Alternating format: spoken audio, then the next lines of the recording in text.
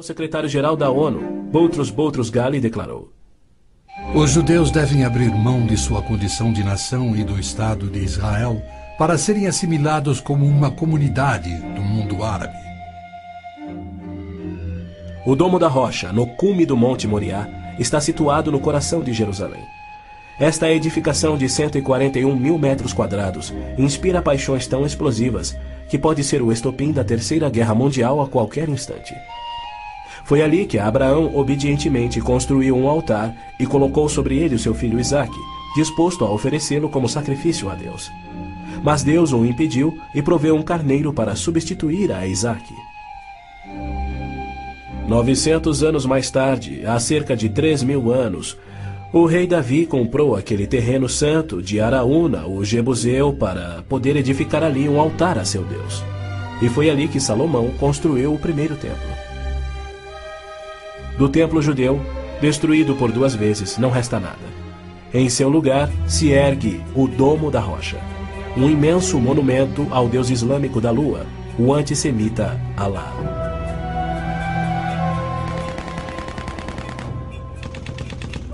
Em 1967, quando Israel capturou o leste de Jerusalém e junto com ele o Monte do Templo, isto parecia contradizer a profecia de Cristo de que Jerusalém seria pisoteada pelos gentios até a sua vinda. Mas, incrivelmente, Israel imediatamente devolveu o Monte do Templo aos cuidados do rei Hussein da Jordânia. Este, por sua vez, o confiou a Yasser Arafat e a sua OLP em 1994. Assim, o coração de Jerusalém está nas mãos de gentios e as nações dos gentios de todo o mundo exigem o controle. Uma das principais tensões no Oriente Médio, hoje em dia, é a questão do chamado povo palestino. A Organização de Libertação da Palestina, a OLP, liderada por Yasser Arafat desde 1969, alega representar os palestinos. A OLP declara: nosso conflito com o inimigo sionista não surge em função da demarcação de suas fronteiras, mas sim da própria existência de Israel. A OLP, como todos devem saber, é uma organização islâmica de terrorismo. Ela treinou as gangues de assassinos de Idi Amin, que mataram 300 mil cristãos negros em Uganda. Na verdade, a maioria das organizações terroristas em todo o mundo foram treinadas pela OLP. Arafat cometeu seu primeiro assassinato aos 20 anos. Sob sua liderança, a OLP se tornou a maior, a mais rica, a mais violenta e a mais sangrenta das organizações terroristas já conhecidas. Em 1970, a OLP tinha 55 bases na Jordânia, e seu terrorismo contínuo contra os civis jordanianos era tão maligno que o rei Hussein a atacou com suas tropas de beduínos, e após semanas de sangrentas batalhas, expulsou a OLP para o Líbano. Ali, a OLP aniquilou as cidades cristãs de Damur, Beit Malá, Tal Abbas e outras. A mídia fez vistas grossas ao seu reinado de terror no Líbano. A imprensa internacional foi ameaçada e se manteve em silêncio. Os que ousaram divulgar a verdade tiveram mortes brutais. Larry Buckman e Sean Turan, da TV ABC, Mark Trion, da rádio belga Livre, Robert Pfeffer, da revista Der Spiegel, e outros. Cerca de 300 mil civis libaneses foram mortos e mais de 100 mil das jovens sobreviventes foram engravidadas por estupros da OLP antes que Israel a expulsasse. Porém, novamente, Israel foi censurado. Ladies and gentlemen, Mr. Arafat, Chairman of the Executive Council of the Palestine Liberation Organization, His Excellency Yitzhak Rabin, Prime Minister of Israel, the President of the United States. Quaisquer tratados de paz com a OLP têm como propósito único enganar Israel. O modelo que os muçulmanos seguem hoje foi dado por Maomé. Em 628, ele firmou um tratado de paz de 10 anos com sua tribo Quraysh, em Meca. 2 anos mais tarde, ele atacou Meca, matando os homens e escravizando as mulheres e crianças. Arafat declarou publicamente: em nome de Alá, Eu não considero o acordo de paz entre a OLP e Israel mais do que o acordo assinado entre nosso profeta Maomé e a tribo Quraish. A paz para nós implica na destruição de Israel. O primeiro passo é fingir a paz para ganhar territórios dentro de Israel, de onde possa lançar sua destruição final. Por incrível que pareça, Arafat e seus assassinos da OLP têm sido eximidos e celebrizados pela mídia mundial. Este criminoso, impiedoso e sadista recebeu um prêmio Nobel da Paz e é honrado como campeão da justiça em prol do oprimido povo palestino. Palestinos? Nunca houve palestino, seja povo, nação, língua, cultura, religião ou economia. As alegações de serem descendentes de um povo palestino que supostamente habitou uma terra chamada Palestina por milhares de anos não passa de uma mentira intencional. A terra era chamada Canaã e era habitada por cananeus. E o que fora Canaã tornou-se a terra de Israel quando Deus a entregou ao seu povo.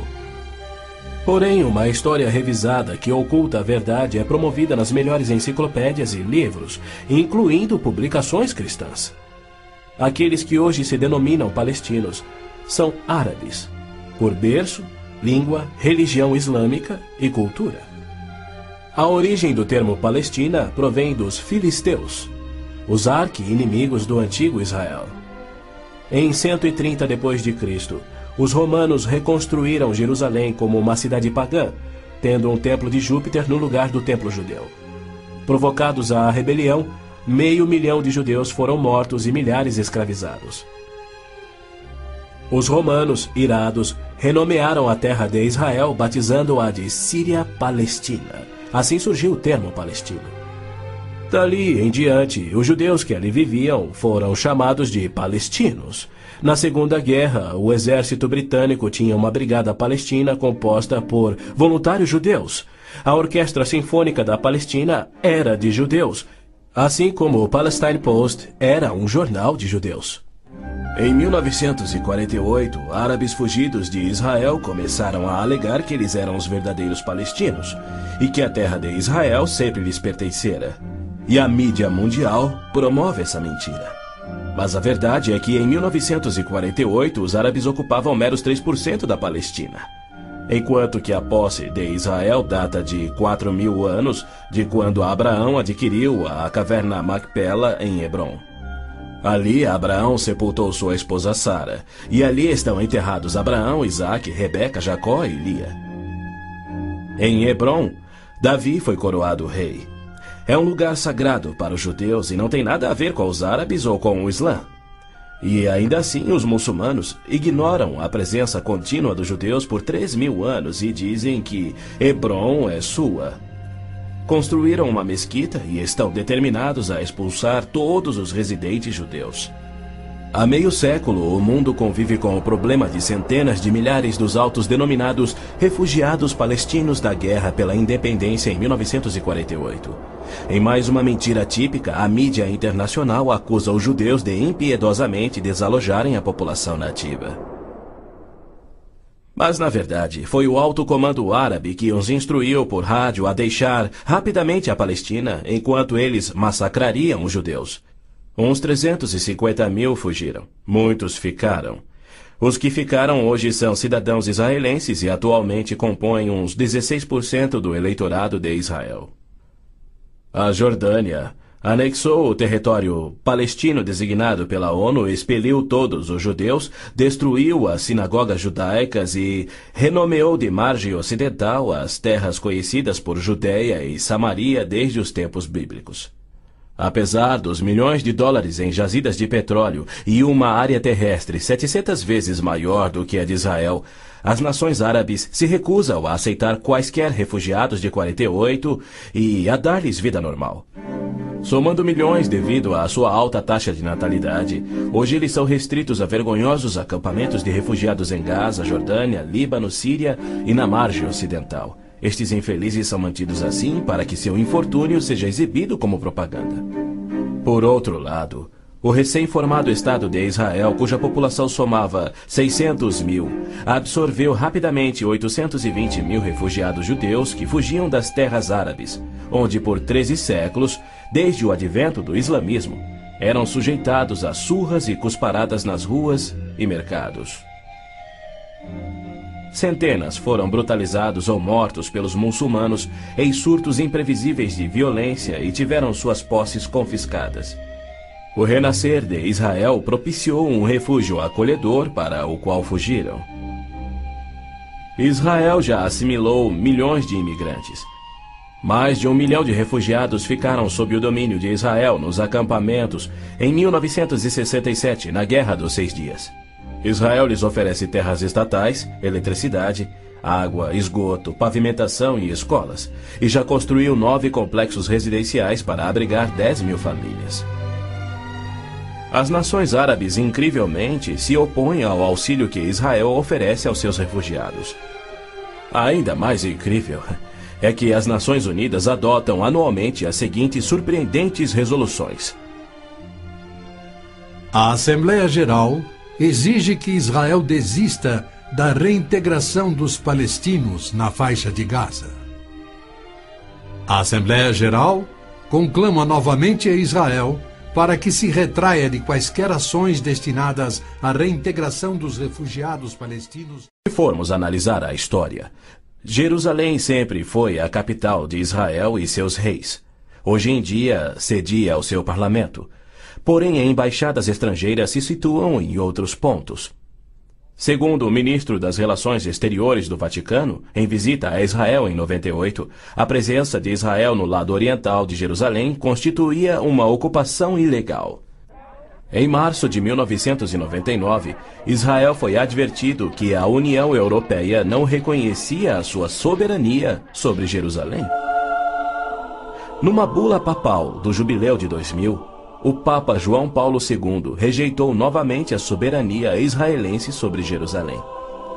Em fevereiro de 2000, o Vaticano assinou um acordo com a OLP no qual se pedia garantias internacionais de que Jerusalém fosse mantida sob controle internacional. Os maiores inimigos de Israel são o Islã e o catolicismo romano. João Paulo II tem calorosamente recebido o fascínora Yasser Arafat diversas vezes, até mesmo quando estava no auge de sua carreira como um dos assassinos e criminosos mais notórios do mundo. É claro que João Paulo II tem piamente condenado o antissemitismo, como lhe cabe fazer. Porém, ele se limita a se desculpar por atos cometidos por filhos e filhas da Igreja. E ele nunca, jamais, admitiu que os judeus e evangélicos martirizados na Inquisição o foram por política oficial da Igreja e seus papas. Roma insiste até em nossos dias que os católicos e não os judeus são o povo escolhido por Deus. Por exemplo, em 1928, um decreto do Vaticano se referia aos judeus como povo anteriormente escolhido por Deus. Em 1965, o Segundo Concílio do Vaticano declarou: a Igreja constitui o novo povo de Deus. A Roma Católica se denomina a Cidade Santa, a Cidade de Deus, a Cidade Eterna, títulos que Deus deu a Jerusalém.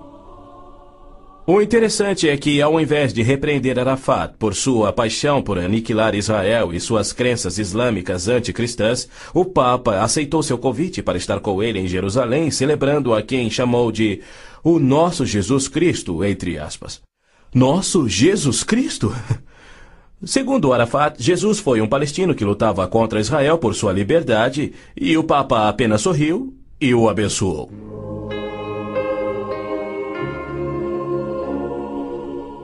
Os judeus culpam a Cristo e aos cristãos pelo antissemitismo do catolicismo romano. Mas o catolicismo, com seu falso evangelho de obras, sacramentos, purgatório e indulgências, não representa o cristianismo bíblico. Nenhum cristão verdadeiro poderia ser antissemita. Jesus foi um judeu. Inclusive, a Igreja Católica matou muito mais evangélicos do que judeus. O Papa Inocêncio III massacrou por completo a cidade de Béziers, na França. Morreram cerca de 60 mil cristãos albigenses. E segundo o Papa, foi o auge do seu papado. Os exércitos dos papas levaram um século para exterminar os albigenses e o mesmo destino foi imposto aos valdenses, huguenotes, husitas e outros.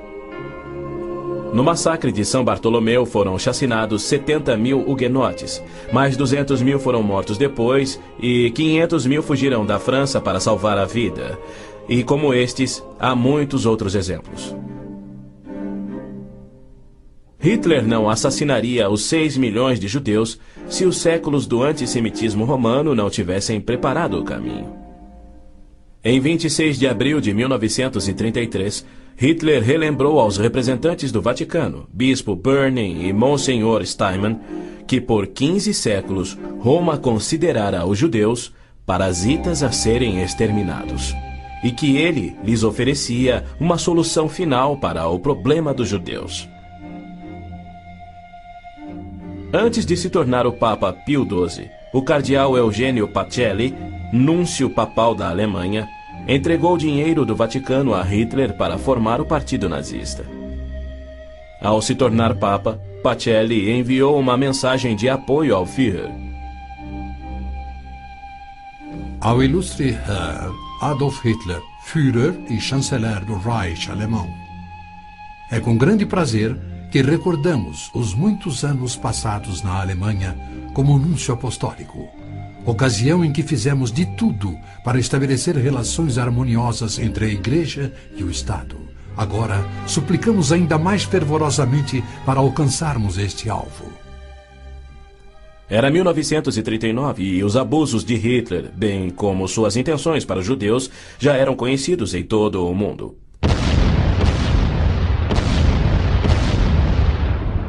Foi em janeiro daquele ano que Hitler declarou que a guerra resultaria na, abre aspas, exterminação da raça judaica, fecha aspas.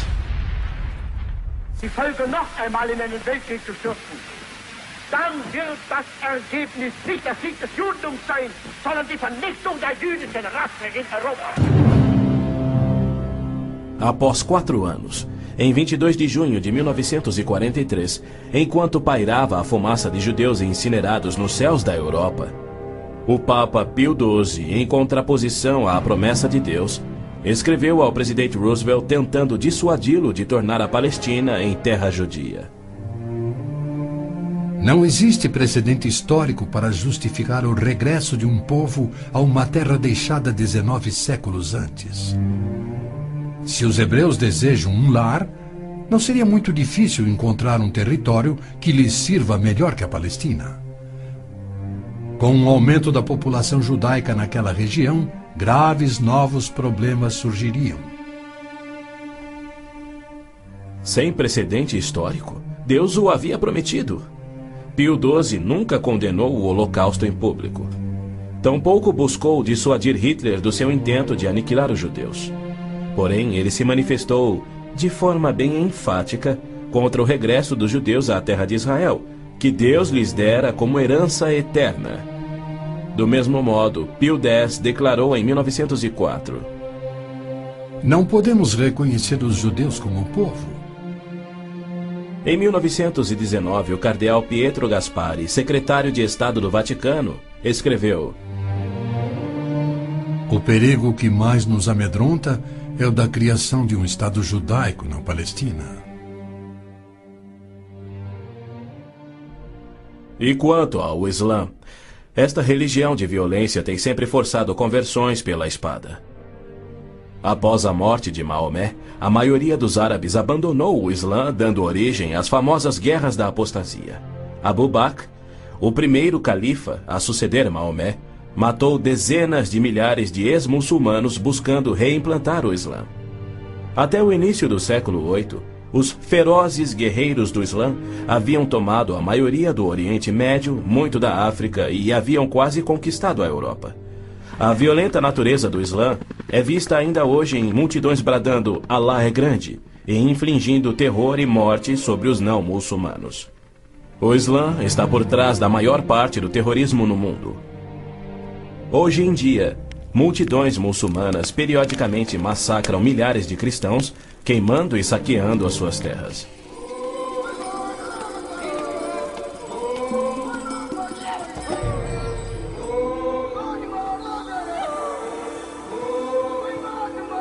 No sul do Sudão, milhões de cristãos negros estão sendo privados de alimento, escravizados e até mortos pelo governo islâmico do norte.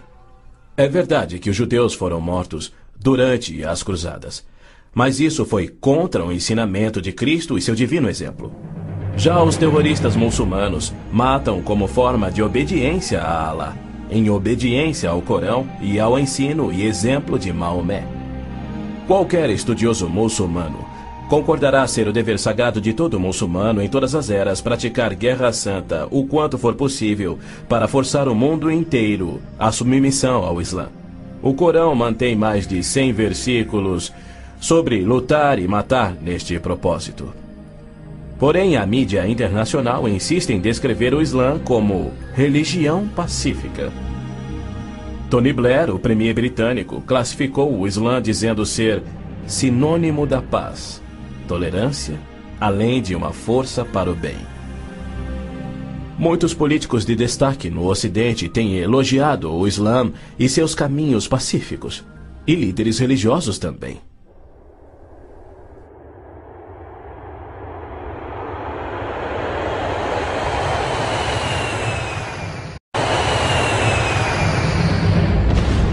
Os inusitados atos de guerra praticados por terroristas contra os Estados Unidos em setembro de 2001 resultaram em declarações de políticos que diziam ser necessário distinguir entre terrorismo causado por grupos extremistas, fanáticos, e a religião islâmica em si, que é pacífica. O escritor Tom Clancy disse que o Islã, como religião, não promove a violência. Uma declaração incrível frente aos ensinos contidos no Corão, os de Maomé, e a violência contínua que historicamente caracteriza o avanço do Islã. Esta é a visão romântica do Islã que encoraja o terrorismo. Para esses criminosos, Arafat é a prova viva das recompensas conferidas aos que aspiram ao terrorismo. Ele é o mais vil e bem-sucedido terrorista da história. A OLP detinha o recorde do maior sequestro aéreo, 4 aeronaves numa única operação, apenas igualado em 2001. O maior número de reféns, 300 pessoas na mesma operação e outros recordes que se mantêm até hoje. O número de pessoas baleadas num aeroporto, o maior resgate pago, $5 milhões pagos pela Lufthansa. A maior diversidade de alvos, 40 aeronaves de passageiros civis, 5 navios de passageiros, 30 embaixadas ou missões diplomáticas, além de incontáveis fábricas, depósitos de combustível, etc, etc, etc. Ao invés de ser julgado como réu em corte internacional, assim como os nazistas e líderes sérvios, os sangrentos atos de Arafat atraíram a ONU, a União Europeia e incontáveis líderes políticos e religiosos para o seu lado contra Israel e lhe outorgaram o Prêmio Nobel da Paz. O que confere a pilotos habilidosos a coragem e o ímpeto de se apoderarem de jatos comerciais e arremetê-los contra edifícios civis ou militares. Ou outros que se suicidam explodindo ônibus em Tel Aviv.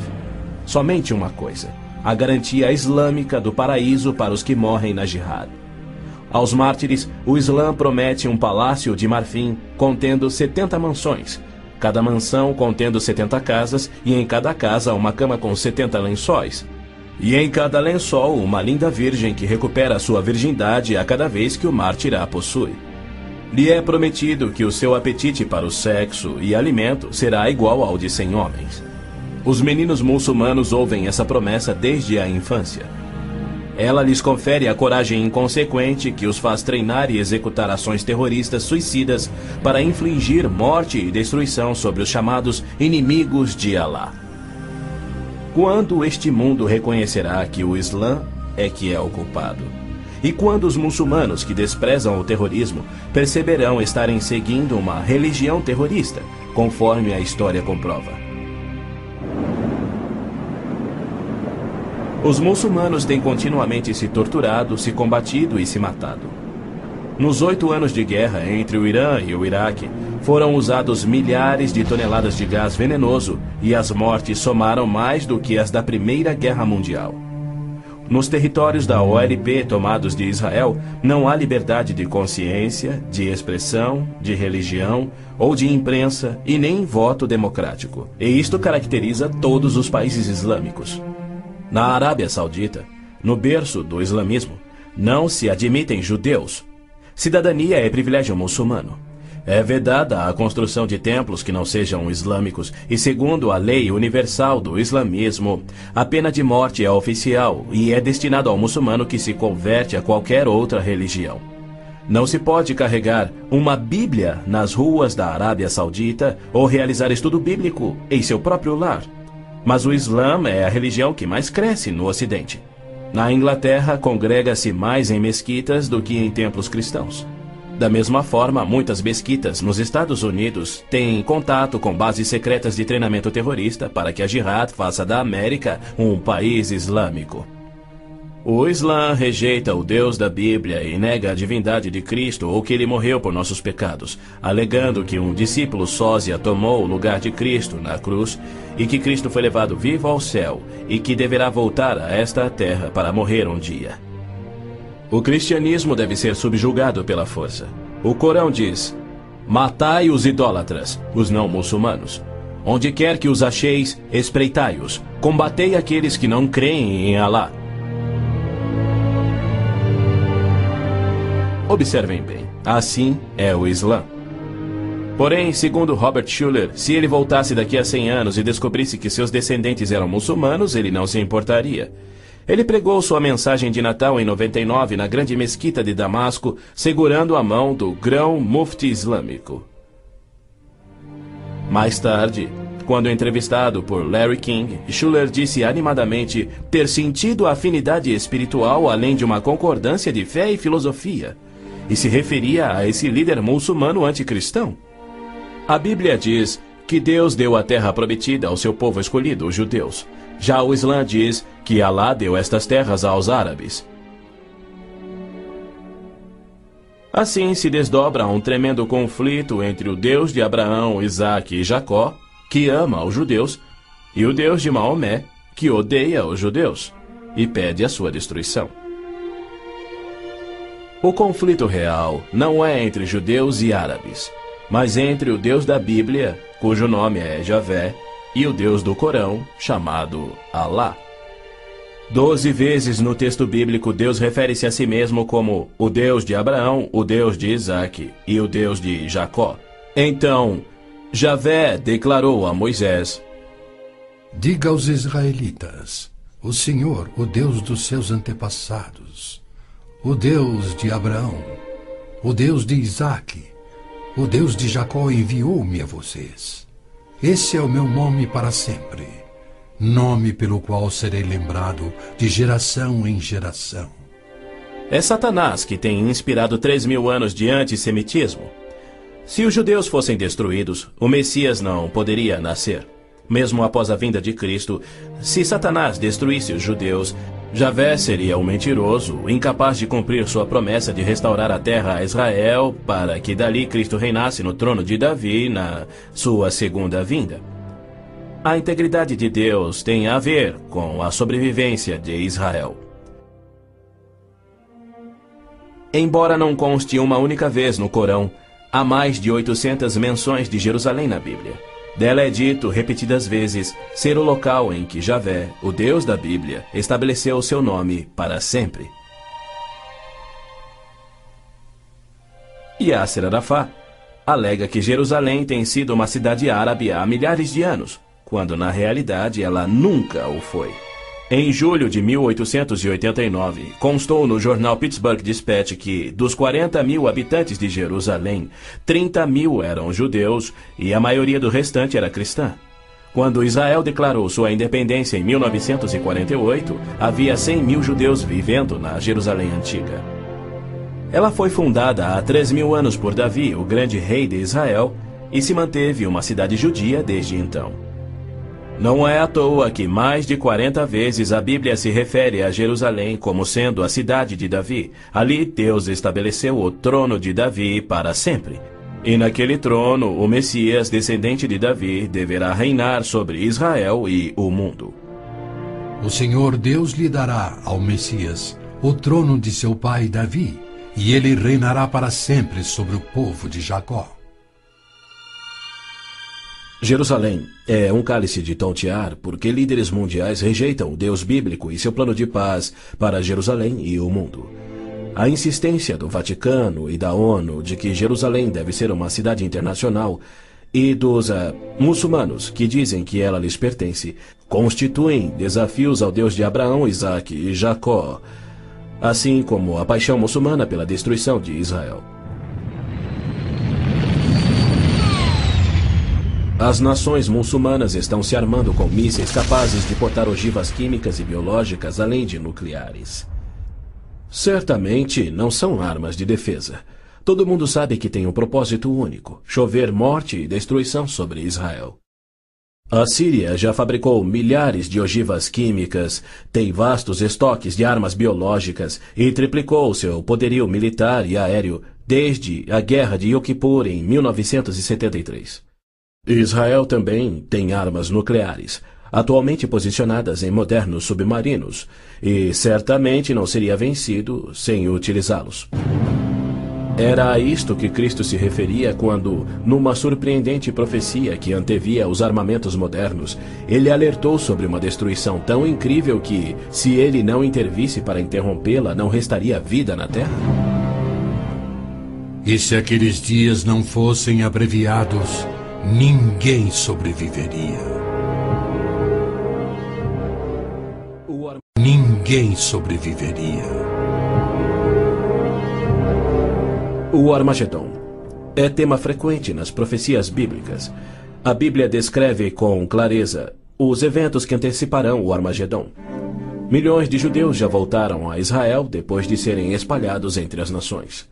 Eles reconstruíram Israel a partir do nada e sentem-se seguros com uma falsa paz. Com a progressão do processo dessa falsa paz, os árabes matam e queimam as casas dos árabes que suspeitam estar cooperando com Israel. Terroristas muçulmanos que matam judeus são honrados nos países árabes. Ruas e feriados recebem os seus nomes. Na virada do milênio, o Prêmio Palestino de Cultura foi outorgado a Abu Daud por seu livro, no qual descreveu como planejou e executou o assassinato de 11 atletas israelenses nas Olimpíadas de Munique em 72. Ainda assim, os israelenses seguem sonhando em alcançar a paz com aqueles que juraram exterminá-los. Logo a seguir virá aquilo que Jeremias chamou de o tempo da angústia de Jacó. Exércitos do mundo, sob o anticristo, serão trazidos ao Armagedon por Javé, no intento de puni-los por terem odiado, perseguido e matado o seu povo Israel, e para disciplinar Israel por sua descrença. Você, anticristo, avançará contra Israel, o meu povo, nos dias vindouros. Trarei você contra a minha terra para que as nações me conheçam, e todas as pessoas da face da terra tremerão diante da minha presença.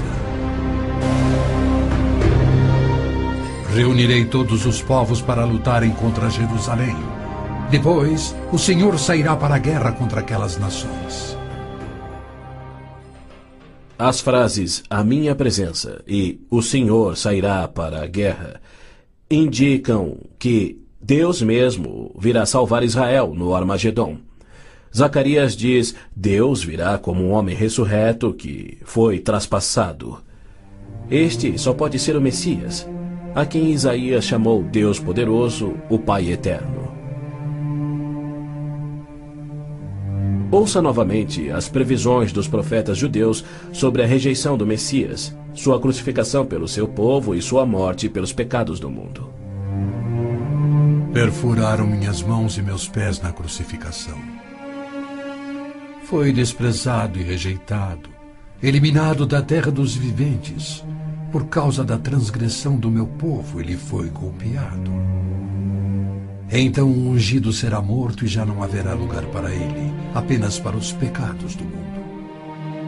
Em consonância com os profetas de Israel, João nos revela o Armagedon no último livro da Bíblia e nos mostra Cristo voltando do céu para destruir o anticristo, exatamente como Paulo também profetizou.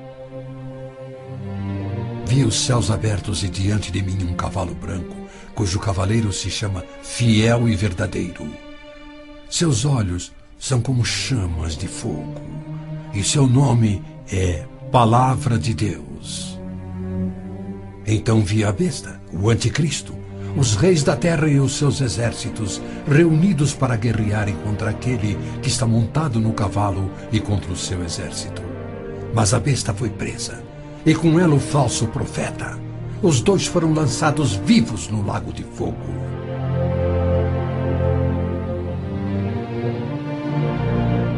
Antes do Armagedon, o anticristo irá confirmar um pacto de 7 anos, garantindo uma falsa paz entre árabes e judeus. Prometerá segurança a Israel, permitirá que Israel reconstrua o templo e reinicie os sacrifícios de animais, após um intervalo de mais de 1900 anos. O anticristo quebrará seu pacto, cessará os sacrifícios, colocará a sua imagem no templo, declarando ser Deus e exigindo ser adorado. Os que se recusarem morrerão. Com muitos ele fará uma aliança que durará uma semana. No meio da semana ele dará fim ao sacrifício e à oferta. Então será revelado o homem do pecado, chegando até a assentar-se no santuário de Deus, proclamando que ele mesmo é Deus. Foi-lhe dado poder para fazer que fossem mortos todos os que se recusassem a adorar a imagem. A que semana Gabriel se referia? Quando isso acontecerá? Ele disse a Daniel que após 70 semanas ou 490 anos, toda a profecia se cumpriria, Israel seria restaurado e jamais voltaria a desonrar a Deus. No final das primeiras 69 semanas de anos, ou seja, 483 anos, o Messias viria e seria morto. O tempo seria contado a partir da data em que o rei da Babilônia concedeu a autorização para a reconstrução de Jerusalém. A partir da promulgação do decreto que manda restaurar e reconstruir Jerusalém, até que o ungido, o líder, venha, haverá 7 semanas e 62 semanas. Neemias diz ter recebido autorização para a reconstrução de Jerusalém no mês de Nissan do 20º ano do rei Artaxerxes, ou seja, em 445 a.C. No domingo, 6 de abril de 32 DC, dia em que se completavam exatos 483 anos, hoje o chamado Domingo de Ramos, Jesus entrou em Jerusalém. Não num cavalo branco, conduzindo uma insurreição contra Roma, como os autoproclamados messias tentaram e os judeus queriam, mas num jumento, humildemente trazendo a salvação dos pecados, conforme Zacarias havia predito. Alegre-se muito, cidade de Sião. Exulte, Jerusalém. Eis que o seu rei vem a você, justo e vitorioso, humilde e montado num jumento, um jumentinho, cria de jumenta. Foi no dia 10 de Nissan, que era o dia em que os cordeiros pascais eram tirados do rebanho, que Jesus entrou em Jerusalém e apresentou ele mesmo ao seu povo. 4 dias mais tarde, quando Israel sacrificava os cordeiros, ele, o Cordeiro de Deus, cravado numa cruz, se entregou pelos pecados do mundo, cumprindo a profecia de Moisés. No 14º dia do mês, quando toda a comunidade de Israel irá sacrificar o cordeiro ao pôr do sol. É fato histórico indiscutível que Jesus entrou em Jerusalém num jumento no dia profetizado, foi aclamado como Messias, foi rejeitado por Israel e crucificado conforme os profetas haviam predito. Como resultado, foram postergados os planos que Deus tinha para Israel na 70ª semana de Daniel.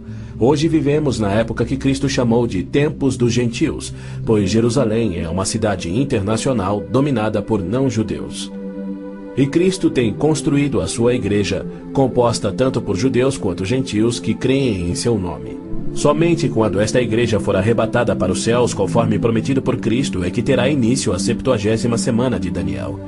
Israel tem profundos problemas espirituais e morais, há hostilidade entre judeus religiosos e seculares e uma desilusão crescente com o judaísmo. especialmente entre a juventude. Israel sofre com drogas, pornografia, prostituição, juventude rebelde, estupros, roubos e assassinatos. Israel precisa se voltar em arrependimento para o Deus de Abraão, Isaque e Jacó. Mas os rabinos nada têm para oferecer aos pecadores arrependidos. Exatamente como Oséias profetizou, eles não fazem sacrifícios pelo pecado há 1900 anos, pois não têm um templo. Pois os israelitas viverão muitos dias sem rei e sem líder, sem sacrifício. Foi Deus quem profetizou essa condição.